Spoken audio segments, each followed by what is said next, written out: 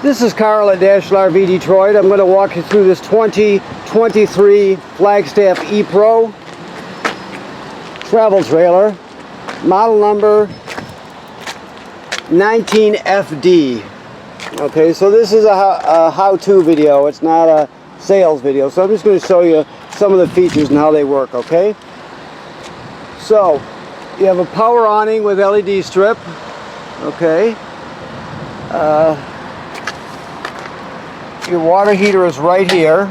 Now this works on both 110 AC and it also works on LP gas. So the switches to control it are inside the trailer. I'll show you those when we get inside. Just remember, never run the water heater without water in the tank. And also this is the drain plug right here. 1/16 6-point socket. So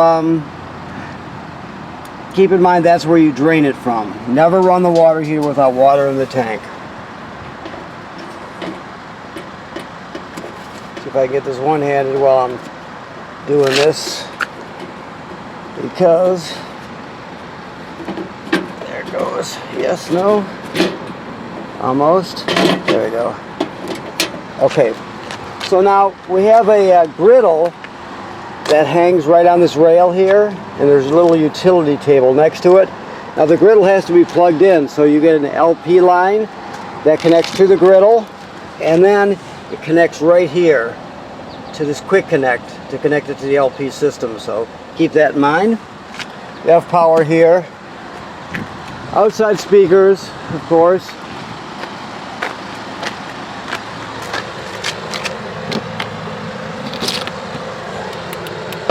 This is the griddle here. Okay. This is more storage here. This is in case you wanted to purchase a kit, a Go Power solar kit that would charge the battery. It's something you can purchase if you were interested. It's pre-wired. It would plug in right there. You do have solar panel on the trailer right now, so you're all set there. Now you have room for 2 batteries up here. This comes with a 1, so keep in mind you can add a second battery if you choose to. It comes in handy when you're inverting power. You have 2 LP tanks which are full.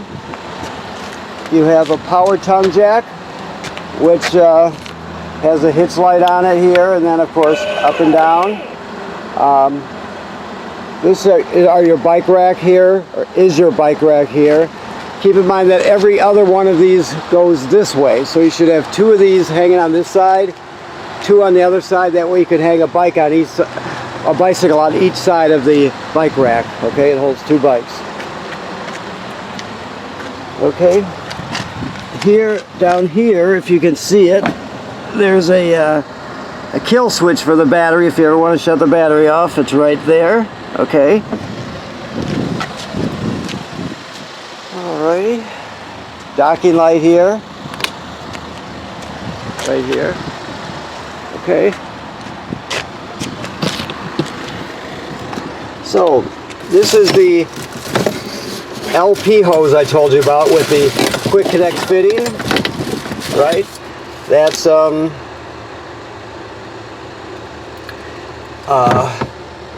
that connects to the griddle and then to the quick connect underneath the trailer. This is your coiled sprayer here. This is your 3/4 inch crank for your stabilizers. Okay.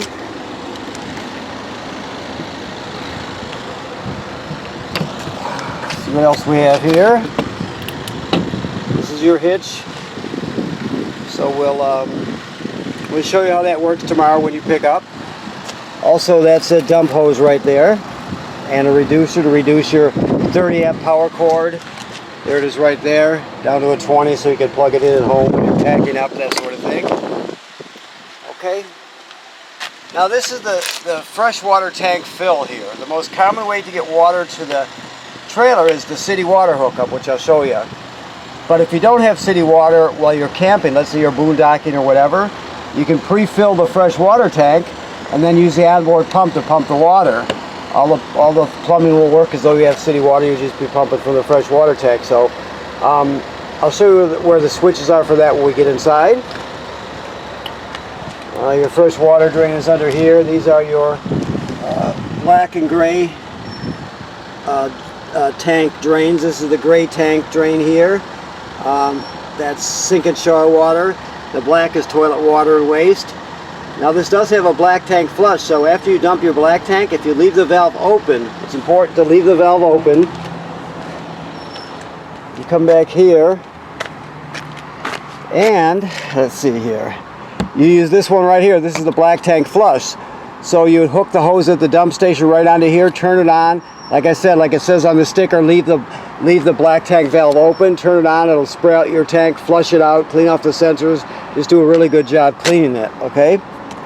Your city water fill, well, the most common way to get water to the trailer is right here. So if you have city water, you just screw it on there and you're all set, ready to go. And this has to do with winterizing. You have to read a little bit to learn about the winterizing, but that's where that's done. Another spray hookup for your sprayer, your water sprayer. You have a ladder, which makes it easy to inspect the roof. The manufacturer states every 60 to 90 days you should inspect the roof. So make sure you get up there and take a look, or somebody takes a look. Make sure there's no cracking or separation at any of the sealant. Make sure there's been no damage caused by low branches or anything like that to any of the roofing material or attachments. Just give it a look over to make sure everything's in good shape. That should be part of your regular maintenance. You can't see what's happening up there unless you look, so it's important to go up there and look. And you're also pre-wired for a backup camera. If you ever want to get one, it's a pretty simple install. That's a Furrion backup camera kit. Okay, so let's see what we've got here. Let me come over here to the thermostat. Right here. So you just basically you hit the mode button and you go through all the different modes. So I got cool high, cool low, auto, which is I'm going to choose that one. Go down to 62. See what happens there. There it goes. I'm going to close these up here. They were prepping this just a few minutes ago, so it's kind of hot in here.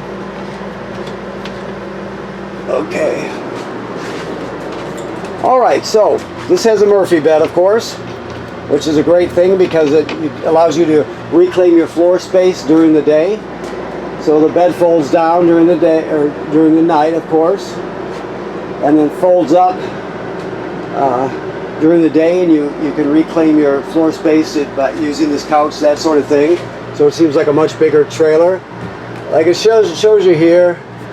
Pull on, I don't know where you see it here, but yeah, right here, the top one. Make sure you pull on that knob to raise the bed when it's in a closed position. Don't force it. Okay. So this trailer both, when it comes to power, it both inverts and converts power. This has a keyed lock, plus it has a keypad on it, and these are the instructions for your numbered keypad there. Okay, if you can see that. Let me get lights here. Okay.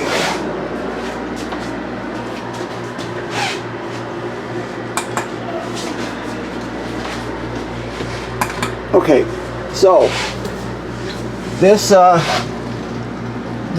to start off with, like I said, this inverts and converts power. So we'll start with inversion. Inversion is inverting 12 volt DC power, which is basically battery power. It inverts 12 volt DC up to over to 110 AC, right? That's inversion. The reason you would want to do that is because some of these, like if you're boondocking, for example, you don't have any AC power, you're just running off a DC. You might, let's say you have an AC coffee pot or a blender or something like that that you need to run. Well, these receptacles are wired for inversion. So when I push this button here, see how it turns green there? That's the inverter. So as soon as I do that, these sockets are energized with AC power, even if I'm not plugged into AC power, right? Because the DC power in the battery is being inverted to 110 AC. So that's inversion. Never leave the inverter going unless you're inverting. There's no reason to just keep it running. Okay. The next way is conversion. Conversion is just the opposite of inversion. Conversion starts with 110 AC, regular household current, and then it converts it to 12 volt DC, right? You can see that sticker on there says it automatically detects what type of battery you have. You've got circuit breakers, 110 AC, just like you'd have at home. You see them right here, and they're labeled. So that's your sort of your distribution center. Then the power is converted to 12 volt DC on this side. So you got 12 volt fuses, and they're all labeled down here, right? So it converts to 12 volt DC. Plus, it's a battery tender. So as long as you're plugged into AC power, it'll sense how much energy your battery up front on the tongue needs, and it'll send as many amps necessary to keep it charged. So when you're pulling down the road, your tow vehicle's alternator will charge the battery up front. When you're plugged in to shore power, this power converter charges the battery. And when you're just out and about, the solar panel will charge the battery as it can, depending on the climate conditions outside. So like I said, this is the power converter. It's your AC distribution center here. It converts AC to DC here, and then of course it keeps your battery charged when you're plugged in. Okay, so over here, this is your carbon monoxide and LP gas detector. It should always be plugged in like it is, so make sure you keep that plugged in. Okay. Or no, wait a minute. Let me back. I'm sorry. I was ahead of myself. This is your carbon monoxide LP gas detector. It should always be glowing green. If it's not glowing green, take it in and get it serviced. It's very important, obviously. So what I meant to say is this is hardwired to the battery, so there's no way to shut it off. It should always be glowing green. And if it's not, get it serviced, okay? Okay. If we look up here, this is your battery, or your 12 volt system, plus it's your solar panel, and it also tells you how much 12 volt power is in storage. So right now that's our amp gain. If we go to there, we're 100% charged. Hit B again, 31 amp hours, and we have 16.6 volts DC in the system. Okay, so it tells you how many volts DC you have in your system, what kind of amp gain you're getting from the sun, if it's 100% charged or whatever, and also it tells you how many amp hours of storage you have. You learn all that just by pushing B, button B. There's more you can learn from it. You can read the literature on it, but basically that's what it does. It's your solar controller and your solar charge controller. So there you have it. Now if this ever starts flashing FUL, and it just flashes and the buttons won't respond, it's not broke. It's telling you there's no more room for storage in your batteries. If there's no more room for storage, it'll shut the panel off till the energy level in your batteries drops, and then turns it back on. So once the energy level drops in your batteries, it will turn back on.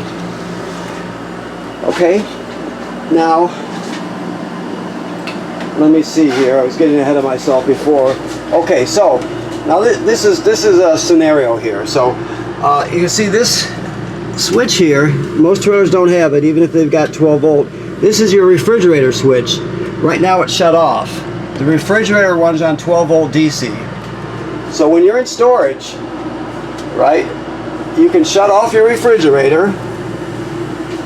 Obviously you shut off your inverter if it's on. You don't want it on anyway because you're not inverting. No reason to invert, I should say. You shut your refrigerator off, and therefore the solar panel will keep your battery up front, or batteries if you get another one, but your battery up front, it'll keep it charged at all times. So when you come to pick it up, you'll always have enough juice in your battery to get hitched up and get yourself going. If you were to leave the refrigerator on the solar panel will not be able to keep up with the refrigerator, right? It's going to use more energy than you're going to gain from the sun.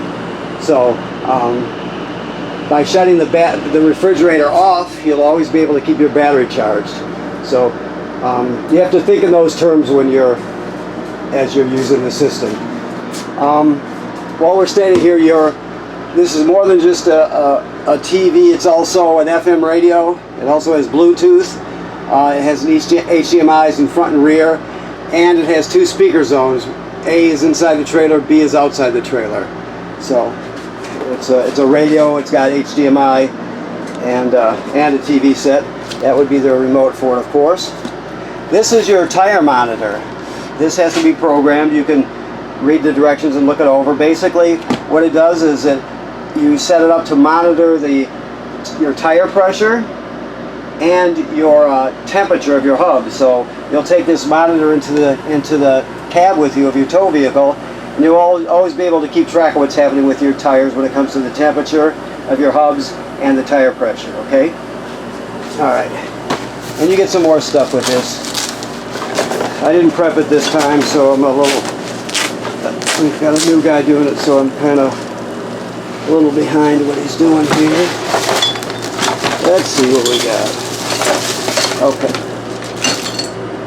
Alrighty. So you get a inline water filter. It lasts 1 season. You get a spatula, you get a toilet paper holder if you choose to use it, and a towel rack if you choose to use that, because there's limited studs in the wall, so most people will use like a stand or something like that. This is an extra collar for a dump hose, so you can always get yourself out of trouble if you break the other one. These are jumpers too. If you add a second battery up front, you use these jumpers to hook them together. Just make sure you follow the directions on the inside of the lid. If you hook up a second battery, you want to wire it so it still puts out 12 volts, right? What you want to do is double the storage capacity, but still output 12 volts. You don't want to double it to 24, for example. So make sure you hook it up correctly. But that's what that's for, okay? Obviously the dinette is down right now, so you can turn it into a bed. Okay, let me look around. Make sure everything's good. Your storage is all here. You can see your battery and your tank levels and that sort of thing. Your Wi-Fi booster, which is called a Wi-Fi Ranger. I'll talk to you about that in a second. You turn light your water heater on gas is right there. To light your water heater, to turn on the electric heating element is right there. To use your water pump, it's right there. Remember, use the water pump to pump water out of the fresh water tank if you don't have city water. You also use that water pump to winterize the trailer. And you have tank heaters. All your holding tanks have heating pads on them, so you can turn those on there. That extends your camping season. Okay, your awning, power awning, in and out there. Never leave the awning out unattended. If you're not going to be at the campsite, roll it in. Okay, and that's connect for your app if you want to use the app. Now you can't see it very well, so just take my word for it here. The top line of the sticker here tells you the name of your Wi-Fi Ranger. The Wi-Fi Ranger is a digital signal booster for public Wi-Fi. So the idea is you'll look in your Wi-Fi section of your phones and tablets, your entire family, and they'll add in this. I'm trying to read it here so I can tell you what it says. 1010, I believe it says 1010 3899. So you say, okay, that's my Wi-Fi Ranger. So you'll make up a password for it, so it logs onto that automatically while it's searching for Wi-Fi. Then who's ever in charge of it, you go to the bottom line where it says control panel up here, and it's an address. So you punch that address into a browser, and then in the middle line is your temporary password. So you add the temporary password when it asks you for a password, and you'll be able to see everything the Wi-Fi Ranger sees, right? So then you look around, you'll pick out, let's say, the campground Wi-Fi, and if they give you a password, you type in the password for the campground Wi-Fi. And therefore, this is a router. The Wi-Fi Ranger is a router. It's a digital signal booster, so it's on the roof. It has an antenna and a router, and it just basically gives you better public Wi-Fi for you and your family. Now, if you there is a Wi-Fi, a cellular function where you would pay a fee if you wanted to go through all that and have cellular in your trailer. Most people don't use that function, they would just use the free public Wi-Fi, but it's up to you. But that's it. So look in your literature at Wi-Fi Ranger or scan this code and learn, you can learn as much as you need to about it, okay? All right. Keys are hanging here. This is your range hood, and there's the fan and the light. Okay. Here, I don't know if he's got your gas turned on or not. So if not, I'll just talk it through it. Okay. You have these three middle knobs here for the burners. This one is for the oven. This one is the sparker. You turn it clockwise to spark. Yeah, so it does have it on. It's very simple, as you can see. Now the oven, it has a pilot light back there. I don't know if you can see it's spark. Let's see. I don't know if you can see that or not. But the bottom line is, you're going to go to the knob for the oven. You'll go to the picture of the flame. Then you depress it and you keep it depressed. You spark with the other hand. Once you see the pilot light down here, you hold it for another 10, 15, 20 seconds, whatever it takes to hold it in long enough for the thermocouple to heat up so it lights, right? So you're heating up the thermocouple, and once you do that, you go to operating temperature and it cycles as an oven does. But when you shut it off, the flame goes out, so does the pilot light. So you have to relight the pilot light each time you use the oven. Always travel with this shut. Okay, and here in the bathroom, it's a 4-speed fan. It's a really good one. It's got a cover over it so you can leave it open during the rain. Excellent fan. This is a device for conserving water. Okay, this is called the shower miser. So basically you have two different positions. This would be normal on, and let's see, this would be circulate, and this one would be on, I believe. Okay, so when you put it on circulate, what it does is that while the water's heating up, your hot water's heated up, it just recirculates the water around in a loop. It goes from the water heater to the water pump to your faucet, back around again in a loop, around and around and around. When it gets to temperature, when it gets hot, this will change color to a beigeish color. You'll see it plain as day change color. And you'll know that you've reached temperature. Once you do that, you just go into regular shower mode and the water will come out like a regular shower. The idea is you're not wasting any water, any clean water, while you're warming up or heating up water, right? So clean water is not just going down the drain. Some areas have droughts, that sort of thing, so you have to conserve water.